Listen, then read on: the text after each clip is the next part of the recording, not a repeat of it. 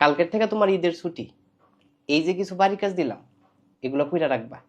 ঈদের পরে আইসা দেখবো। আমার দরকার পড়লে লাড়ি দিয়ে 10টা বাড়ি দেন, তাও আমি ঈদের সময় কোনো লেখাপড়া করতাম না। আরে আমি তো তোমার ঈদের দিন পড়তে বলি নাই। ঈদের দিন হোক আর ঈদের আগে পরে হোক, তাও আমি পড়তাম না। তুমি কেন পড়বা না? ঈদের সময় পড়ালেখা করা নিষেধ। কে বলছে নিষেধ? কে কইছে কইতারি না?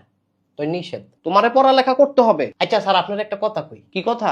ঈদ মানে আনন্দ, হ্যাঁ, আর ঈদ মানে পড়ালেখা বন্ধ। এলাকা একেবারেই বন্ধ? একেবারেই না।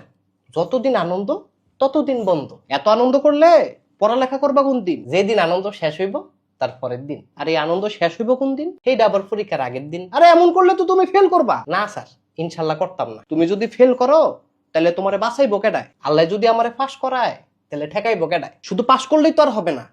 পাস করা এক জিনিস, ভালো রেজাল্ট আরেক জিনিস। যেই মালিক পাস করায় সেই মালিক ভালো রেজাল্টও করায়। দুনিয়াটা এত সহজ না, পড়ালেখা করতে হবে বারবার। রমজান ঈদ এত সস্তা না, বছরে ভাই একবার। তুমি কিন্তু বিশাল বড় একটা চাপে পড়বা। যে দিব আমারে সাফ, আমি তার বাপ।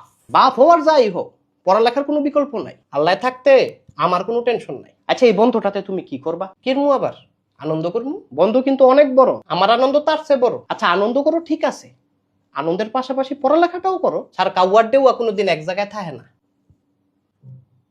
পড়ালেখা কি তোমার কাছে ডেউয়া? না স্যার, পড়ালেখা আমার কাছে কাউয়া। আরে এমন করলে তুমি পরীক্ষা লিখবাটা কি? লেখা দিমু স্যার। ধরেন কোনো না কোনো গরুর মাথা, গরুর মাথাও তুমি লেখতা না, তাইলে লিখবো ছাগলের মাথা। ছাগলের মাথা আর গরুর মাথা কোনটাই যদি মাথা না আয়, তখন তুমি কি করবা? তখন লিখে দিমু স্যার আপনার মাথা। হ্যাঁ বেটা।